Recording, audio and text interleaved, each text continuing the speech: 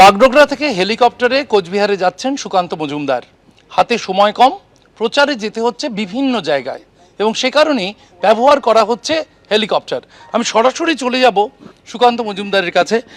হেলিকপ্টারের ব্যবহার এই বিশেষভাবে নির্বাচনের সময় দেখা যায় আপনাদের বিভিন্ন রাজনৈতিক দলের নেতাদের এই হেলিকপ্টার ব্যবহার করতে প্রয়োজনটা ঠিক কোথায় এবং কতটা? দেখুন, এইবার বিশেষ করে ২৬শে নির্বাচনে যেহেতু মাত্র ২টি ফেজে নির্বাচন হচ্ছে, তো স্বাভাবিকভাবে রাজ্য নেতৃত্ব আমরা যারা আছি তাদেরকে বিভিন্ন জায়গায় পৌঁছতে হচ্ছে। তো পৌঁছানোর জন্য আমি আজ কলকাতায় ছিলাম। আমাকে আজকে কুচবিহার জেলাতে এবং জলপাইগুড়ি জেলাতে দুটো সভা করতে হবে, শীতলকুচিতে এবং তার সাথে মেখলিগঞ্জে। তো স্বাভাবিকভাবে শীতলকুচি এবং মেখলিগঞ্জ কলকাতা থেকে এসে বাই রোডে তো করা সম্ভব নয় একই দিনে। এবং তার সাথে সাথে আপনারা জানেন যে নারী শক্তি অধিনিয়ম বিল এসে গেছে।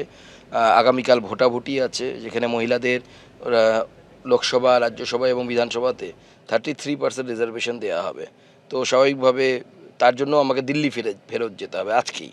তো সেক্ষেত্রে এই সমস্ত ক্ষেত্রে এই হেলিকপ্টারের প্রয়োজন হয়ে পড়ে, আবশ্যিক হয়ে পড়ে। আমি দেখলাম জানলা দিয়ে অনেকক্ষণ আপনি বাইরের দিকে তাকিয়ে। উত্তরবঙ্গের প্রতি আপনার একটা আলাদা আবেগ আছে, আপনি উত্তরবঙ্গের মানুষ। কি দেখতে দেখতে যাচ্ছেন আর কি ভাবছেন উত্তরবঙ্গের জন্য?